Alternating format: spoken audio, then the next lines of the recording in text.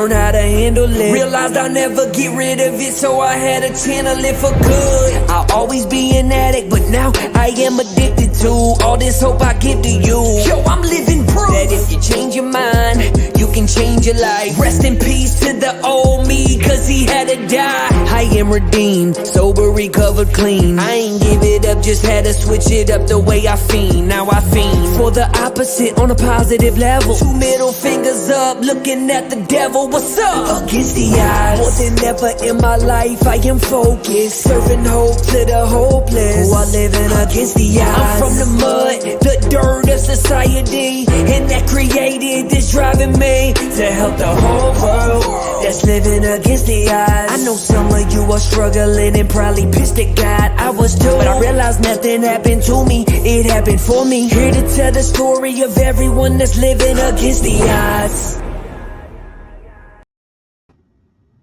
Yo, what's up? Good morning, everybody. Good morning. Good morning. I'm not seeing a lot of people on this live. I'm assuming you guys are working, right? That's what a lot of people are out doing, is working.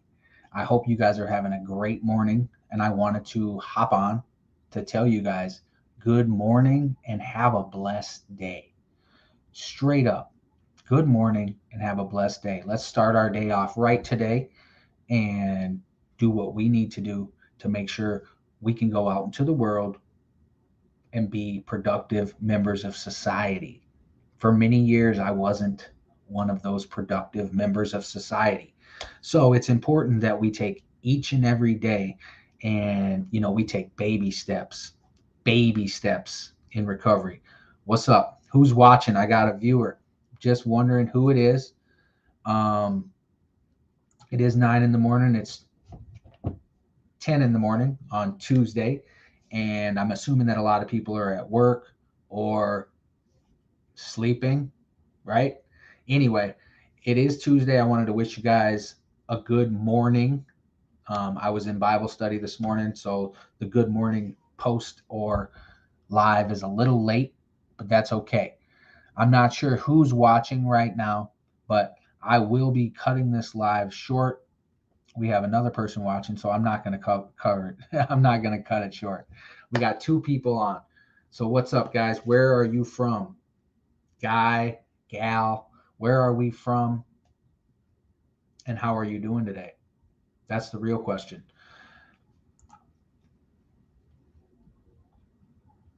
What up, Lisa? How you doing?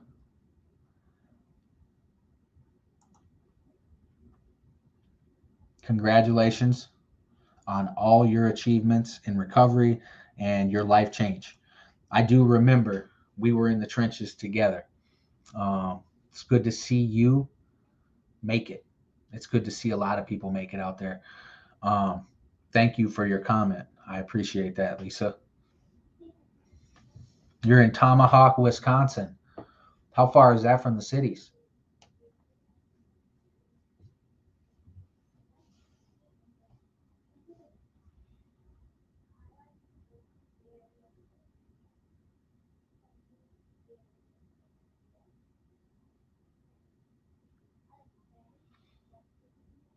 So I've been thinking, and I've been studying, right? Thinking, studying. I'm trying to figure out what against the odds we'll be doing in the recovery community. Um, and we are starting with a donation drive to help people that are in recovery ministries that come in that don't have nothing. We're looking for some warm clothes. We're doing donations in and around the cities. I got a few drop-off locations. You can hit me up. I can meet you. We are looking for warm clothes for individuals, men and women, and children in recovery ministries. That's what we're looking for. As I sit here and think of something worthwhile to tell you, right? It reverts me back to an old saying that The spiritual life is not a theory. We must live it. So for myself, this recovery thing is not something that I turn on and I turn off 1 month and 1 week. This recovery deal is a daily practice. It's like going to the gym to work your biceps out. You have to get results. You have to do it consistently. And that's the same thing with recovery. It is a daily reprieve. We must do this thing on a daily basis. Every morning, I got to wake up and I got to ask God, help me today, God, stay sober. Help me to be a good person. Help me to be nice to my fellows. Help me to be a vessel of your love and your compassion to show others that they too can change. That's really what's up, right? But as soon as I forget where I came from and I start to get complacent and forget about the misery and the pain that I inflicted or the hopelessness that I felt. Good morning, Sherry. How are you? The hopelessness that I felt. So I found a letter that I had wrote a family. He's pretty much family. He's a family friend.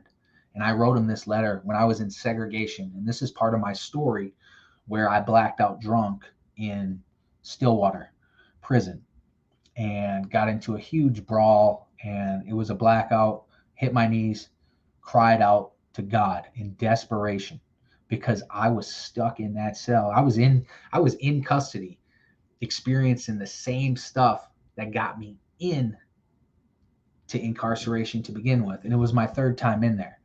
And I was just, it's hard to describe, man. I was hopeless. I hit my knees in that cell. Before I even was sentenced by the discipline in Stillwater, I wrote this letter to someone, and the letter's dated on May 16th of 2010. And this is me writing someone from segregation with one of their little pens that are super wobbly and really, really, really shitty. But I wrote this letter and I was reading this letter and to how hopeless I was and how much I needed help in that spot. It says, "What up? I am writing because I am in desperate need. I got into a big fight and now I am in the hole. I need a huge favor. I am broke and can't rely on anyone. I just need $20 to buy some hygiene and stuff back here. Yeah, I spent all the money that I had before and now I'm hurting." Now I was in active addiction in prison. The whole really effing sucks. I am looking at a lot of time back here. This pen sucks also. Can you help me, please, brother? I am sorry I even have to ask you, but as you and I both know, I have no one out there. Then I just told him how to send the money order. I'm sure he did send me this money order, but the thing is it brought me back to where I was reading that.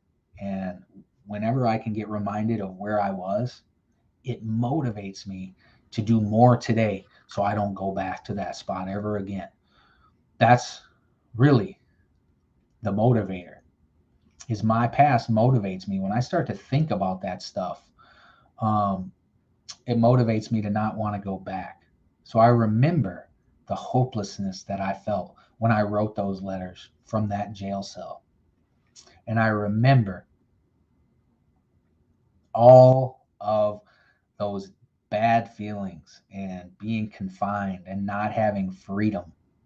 Someone telling you when to go to sleep, when to go eat, things like that. Those are the little things we forget about when we want to go get high or when we want to say F it, right? We don't play the tape all the way through. We think of that euphoric feeling and then we go after it. But if we were to play the tape all the way through and think about the last time we used. That's our sanity returning. And that's the results of working steps, right? Where you can play the tape all the way through because your sanity has returned, because you understand that if you drink or if you go take a hit of that meth pipe, that it's all over with, that there's no control after that point. And that's what's kept me away from it for so long.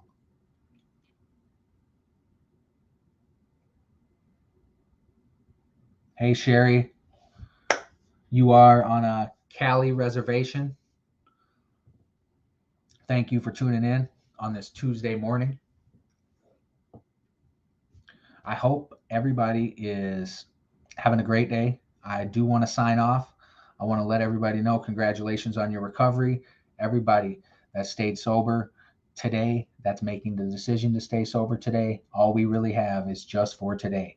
Then when we start to do this thing 24 hours at a time, then we start to develop and we start to get those habits and those practices of recovery. And then it's involved in our lives daily. And then it becomes a habit. And then it's harder to go back to the bullshit we used to do, right? So we got to work hard on our recovery. Every day we have to do something that will benefit our growth and our growth process. Today, challenge yourself. Do something that has been on your heart, that you've been pushing it away, and you know it's good and you know it's right, but you continue to push it away because it's difficult. Today, man up or woman up. Get the courage to change and to make those decisions, because those decisions are tough decisions when you're not used to making them. I'm here to tell you, you can do it. I believe in you. Many people believe in you. There's a whole world of recovery out there. Many stories just like yours and mine. We are not that unique. We are all generally the same, needing something, right? We need something. We're all searching for something. That's why we got addicted. So we can take that negative and all the survival skills that we learned from our addiction, and we can turn that into a very positive action, right? We can do that on a daily basis. We can change our lives. We do have that power. We have that choice, but we have to make that choice sometimes, multiple times a day. Someone told me early on in recovery in 2011, do not let your decisions today affect your recovery tomorrow. Remember that the devil is in the details. It's what you think nobody sees you doing. People do see you doing. Whatever is in the darkness will come to the light. And if you're in recovery, developing integrity and doing the right thing because it's the right thing to do is important. It's vital to your success and your sobriety. You guys have a great day. Stay motivated. Once again, I'm going to sign off. You guys, peace.